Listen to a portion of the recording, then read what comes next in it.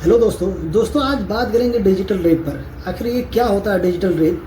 दोस्तों 2 दिन की पहले की बीबीसी की रिपोर्ट है और उस रिपोर्ट को मैं पढ़ रहा था। 2 दिन पहले की है और जब पूरा देश 15 अगस्त के गणतंत्र दिवस के और इंडिपेंडेंट डे को खुशियां मनाने में तब्दील हो रहा था, उसी वक्त यूपी के गौतम बुद्ध नगर में एक ऐसी घटनाएं हुई थी जो डिजिटल रेप के अंतर्गत आती है। और वहीं पे गौतम बुद्ध नगर की सेशन कोर्ट में इस केस की सुनवाई चल रही थी। 2014 का मामला है जहां पर एक ट्यूशन करने वाला टीचर है और वो ट्यूशन पढ़ाने के लिए किसी घर पे जाता है। उसके साथ में उस दिन इत्तेफाकन एक और उसके रिश्तेदार जाते हैं। तो वहां पर जिस बच्ची को ट्यूशन पढ़ाते हैं, अब वो टीचर नहीं देख पाते हैं, उसके साथ वो उसका रिश्तेदार ऐसी डिजिटल रेप की घटनाएं घटित करने लगता है। ठीक उसी वक्त दिल्ली की एक कोर्ट ने एक अमुक व्यक्ति को एक 20 साल की सजा सुनाता है इसी केस में। और फिर एक व्यक्ति प्रदीप नाम का व्यक्ति है, उसको इसी डिजिटल रेप केस में 12 साल की दिल्ली हाई कोर्ट की सजा सुनाती है। नोएडा में एक मामला ऐसा दर्ज हुआ है जहां पे 3 साल बच्ची के साथ में और ये डिजिटल रेप की घटनाएं घटित हो रही है। वो उसके पेरेंट्स जब हंगामा करने के लिए आए, जब उसके पेरेंट्स से बच्ची के पेरेंट्स जब लोगों को बताए, जब पूरा मोहल्ला सब संगठित होकर शासन प्रशासन के सामने हल्ला करने लगा, तब जाके FIR रजिस्टर हुई और उस व्यक्ति की गिरफ्तारी हुई। तो ऐसे हमारे आगे और पीछे कितनी ऐसी घटनाएं हो रही है जो डिजिटल रेप के अंतर्गत आती है। लोगों को अभी तक ये नहीं मालूम डिजिटल रेप क्या होता है, जो कि लोग इतना जागरूक हैं फिर भी लोगों को इस चीज की जानकारी नहीं है। क्या बोला तूने?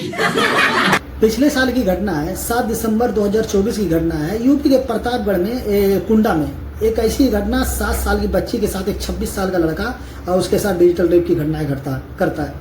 जब बच्ची अपने घर पे अपने पेरेंट्स को बताती है, तब वो जाकर उसके ऊपर FIR रजिस्टर होती है, उसकी गिरफ्तारी होती है।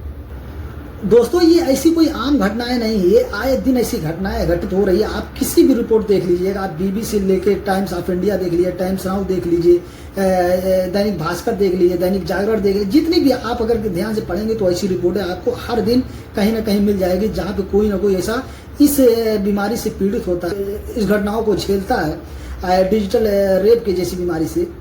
अब आप यकीन नहीं करेंगे, नोएडा के अंदर ऐसी घटना हुई है कि 81 साल का बुढ़ा एक 11 साल की लड़की के साथ में ये डिजिटल रेप की घटना को अंजाम दिया है। वो लेके गया था काम करने के चक्कर में कि आप मेरी दुकान पे काम करेंगे, लेकिन असल में वो जब काम करते करते कुछ समय बीत गया तो वो 81 साल का 81 ईयर्स ओल्ड मैन। दोस्तों असल में ये डिजिटल रेप जैसा शब्द कभी भी इंडिया में पहली बार कभी भी सुनने को नहीं मिला था, लेकिन इंडिया में आफ्टर निर्भया इंसिडेंट के बाद में ये ऐसी चीजें डिजिटल रेप की जैसे शब्द। दोस्तों असल में डिजिटल रेप जैसा शब्द हम लोग और इंडिया ने पहले कभी नहीं सुना था, ना इंडिया के लोग ने सुना था। लेकिन ये ऐसा एक दुर्भाग्यपूर्ण घटना होती है, ऐसा इंसिडेंट होता है इंडिया के अंदर, दिल्ली के अंदर 2012 के दौरान, और वो है निर्भया कांड। आफ्टर निर्भया कांड ये कोई नहीं सुना था डिजिटल रेप का क्या होता है, कैसे होता है, इसको क्या प्रोसेस है और इसकी क्या कानूनी प्रक्रिया है और क्या इतने साल की जेल हो सकती है, क्या इसका प्रावधान है। ये सारी चीज़ों लोगों को इस चीज़ के बारे में जानकारी नहीं थी।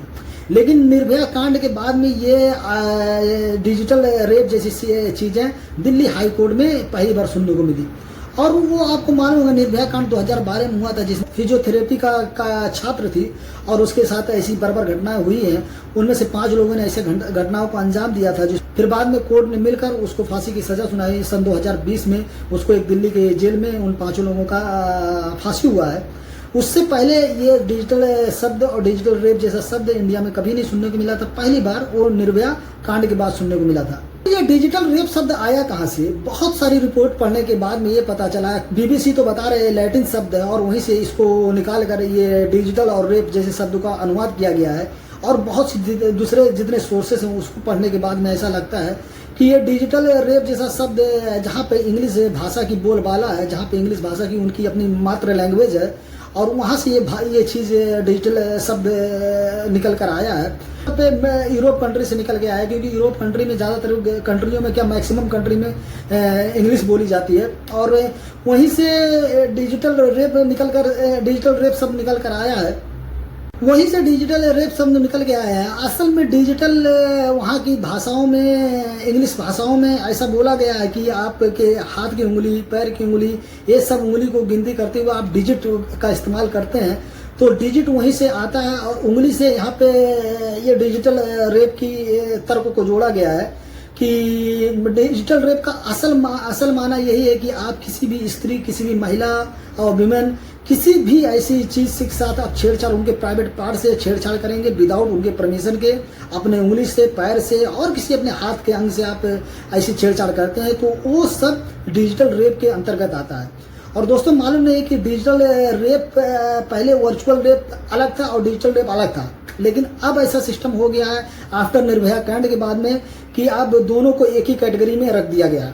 चाहे वो आप वर्चुअल रेप करें चाहे वो डिजिटल रेप करें, दोनों की सजा एक ही सेम है।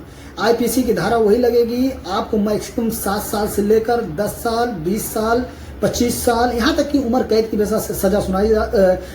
की भी सजा सुनाई जा सकती है और आपके ऊपर जुर्माना भी लग सकता है। जुर्माना वो कोर्ट तय करेगी, अदालत तय करेंगे और वहाँ पर ये जज तय करेंगे कि आपको किस लेवल का दिया जाए और आपका क्या केस बनता है, कितना आपने जुर्म किया है। वो सब कोर्ट का एक लॉ की एक प्रोसीजर होती है। तो और कम से कम 7 साल की सजा और उम्र कैद तक जा सकती है और उसके बाद इवन आपको जुर्माना भी भरना पड़ सकता है। डिजिटल रेप करने वालों के लिए ये चीज़ें का प्रावधान सरकार द्वारा किया गया है। दोस्तों हम उम्मीद है कि आपको ये इन्फॉर्मेटिव वीडियो पसंद आया होगा, तो आप हमारे चैनल को सब्सक्राइब कर लीजिए, बेल आइकन को दबा दीजिए और हमको कमेंट करके बताइए। दोस्तों अगर ऐसे ही आप इन्फॉर्मेटिव वीडियो देखना चाहते हैं और हमारे साथ जुड़े रहना चाहते हैं तो हमारे चैनल को प्लीज़ सब्सक्राइब कर लीजिए। धन्यवाद।